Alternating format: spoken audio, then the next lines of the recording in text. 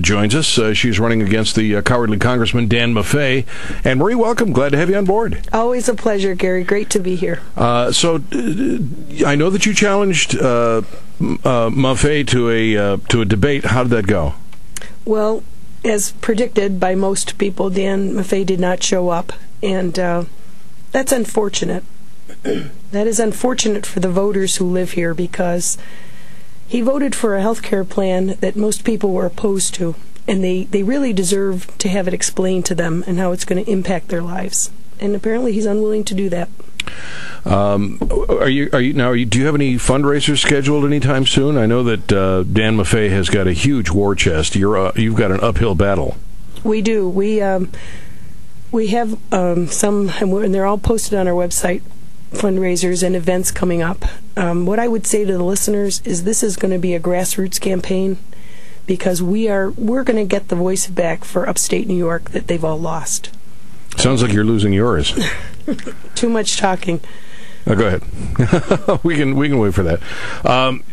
If he won't debate you, and that's why I called him the cowardly congressman, because he won't discuss where he stands. And I think that if you make a decision that affects Central New Yorkers, you ought to be willing to defend it, and you ought to be able to defend the votes that you've made. And this guy's not willing to do that. And I think at the end of the day, it's because he understands that the votes he's taken aren't good for upstate New York. They don't help us with jobs in the economy. They don't help with this cap and trade bill will be a disaster for small businesses and for individuals. The health care bill is the wrong approach to true health care reform. So he knows they're the wrong votes, and he won't defend them publicly. I'll tell you what I'm going to do. I've got to send him a letter anyway. As you know, the federal government demands that if I put you on as his opponent, that I have to offer him equal time, and I have no problem with that. I would at this point be thrilled if Dan Maffei, the cowardly congressman, decided to come on the program. But I will offer up the show as a forum, and we'll see if he's willing to debate you here. I think that would be terrific, and I think that's what we owe the voters in the 25th District. What are our positions on the issues, and where do we stand? There was just a vote in the Senate. The House had already passed this, so this wouldn't really affect you. But it was to convince to take away from the EPA the right to regulate CO2. And to bring it back in-house with Congress. If you had been able to vote on that, would you have voted for that, or would you have let the EPA handle it? No, sir. No EPA. Let the Congress handle it. Let the Congress handle it. I really you need to help. This guy's got such a war chest, it just terrifies me. He's going to be able to hit the airwaves with ads. He's going to be able to paint whatever picture he wants of his opponent, in this case you. So I want to help you to raise some funds. I think it's absolutely essential that your voice be heard, that people know that there's a good, strong opponent, somebody who will be a voice for Central New York instead of a voice for the Obamianists. I couldn't agree with you more, Gary, and that's great news to us. We this year are facing an election that really is going to determine what direction our country takes. That's what this year is about. That's what all of the folks in the 25th District need to understand. Are we going to become a socialistic country? Because that's where we're headed when you see this government in 18 months. They've taken over the automobile, the insurance, the housing, the health care, student loans. And now they want BP. They want it all. And they, in their arrogance, they want us to believe that they can do it better than we can do it. And that's not acceptable. They believe that they can spend your money better. They believe that they know what's best for you, not just fiscally, but what's best for you personally. It's time we sent someone to Washington who will represent us here, who will bring us back our liberty. We are, by the way, going to have Constitution classes on Wednesdays. Not classes, but shows. The final hour of the program, every Wednesday, I've got an expert. I mean, this guy is really good, Anne-Marie Burkle. He is incredible. And he's going to come on this Wednesday. We're going to talk about the Interstate Commerce Clause, keep commerce regular between the several states, and the General Welfare Clause. And then we're going to take apart the Constitution. Every Wednesday, we'll spend 1 hour answering questions and telling people what they're just not getting in school. That Oh, man, you are really suffering today. That is terrific news because, if we would get back to the Constitution, so many of these problems would just go away. That's right. That is the answer to all of this.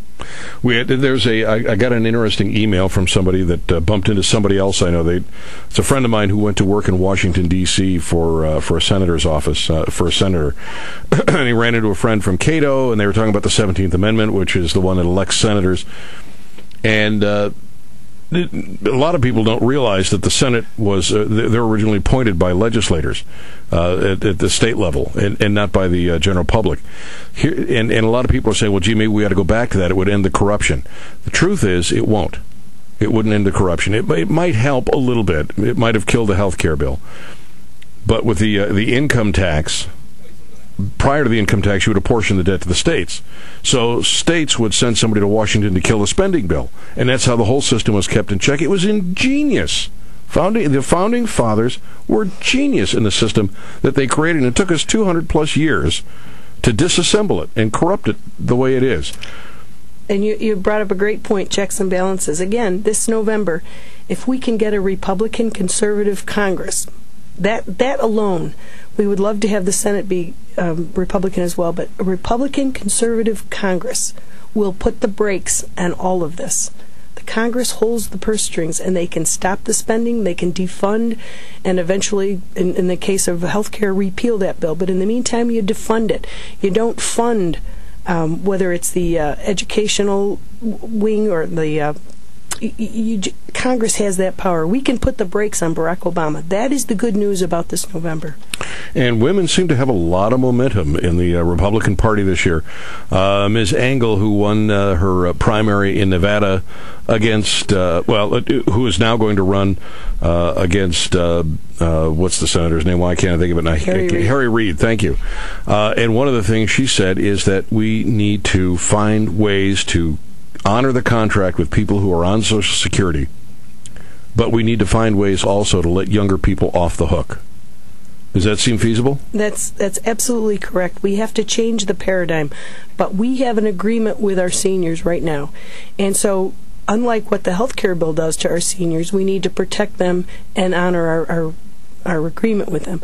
But for those 55 and younger, we have to change the paradigm. We have to change the way we do business because we can't do business any longer the way we're doing it now. We're going to be bankrupt. You mentioned it earlier on the show. We are on the verge of bankruptcy in this country. It's phenomenal the amount of debt that we've managed. So you're not saying end Social Security, cut it off. You're not talking about throwing seniors out in the street. You're talking about honoring the contract with seniors, making sure they get paid because they came to the table and paid every week out of their paychecks. But letting younger people off the hook so that someday they can get out from under. Absolutely. And I think we've got to look at the way we do business, but it's for 55 years and younger. Let's talk to them when they still have time and have them come up with what works for them. 425-1059, the number to call. Get into the studios, the new 105.9 FM, the Big Talker. Anne Marie Burkle is our guest. She is running against the cowardly Congressman Dan Maffei, who has apparently not accepted her challenge to debate. And ladies and gentlemen, if he won't defend his positions, if a guy who's been elected as your representative, think what the word means, representative. It is to represent you. If he won't defend votes that he's taken in your stead,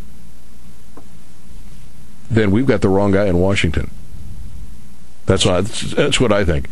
425-105. Now we're going to come back and wrap it up with Anne Marie Burkle in just a moment on the new 105.9 FM, the Big. And he'll be on the new 105.9 FM, the Big Talker. Right now, I'm pleased to tell you that Anne Marie Burkle is with us, running for Congress against the cowardly Congressman Dan Maffei. And have you seen the budget the Democrats have put forth in the House? I have not seen it. I don't believe anyone has seen it. Yeah. For the first time since 1974, our government does not have a budget. So we have a rudderless group down there. It's just like Albany. Hey, this is just like Albany. All right, so what do you think? What's the holdup? What do you think is going on, Anne Marie? Well, my guess is, first of all, there's a lack of leadership, in case anyone didn't realize it or notice it. There's a lack of leadership. But I think beyond that, if there is a budget, then that's going to hold them accountable to their spending and how they can spend and where they can spend. And this group wants